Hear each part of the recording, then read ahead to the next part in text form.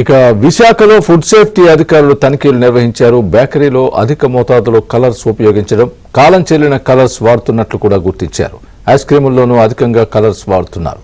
కనీస శుభ్రత పాటించిన వారిని పోలీసులు నోటీసులు ఇచ్చారు.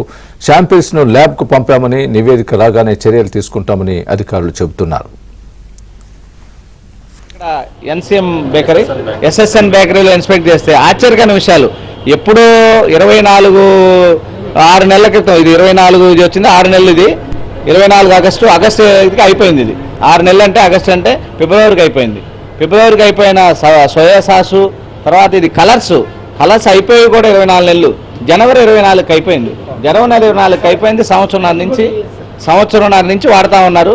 ఇప్పుడు వాళ్ళు వాడినా వాడకపోయినా కానీ వాళ్ళ ప్రెమిసెస్లో 10 బాటిల్స్ ఉన్నాయి.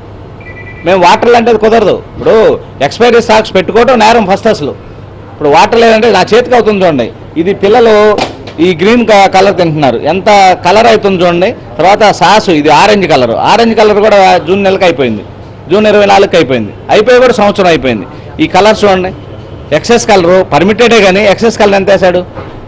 ఇప్పుడు పసిపిల్లలు తింటా ఉన్నారు. ఇప్పుడు శానిటైజింగ్ కండిషన్ చూడండి ఎంత వరస్ట్గా ఉందో.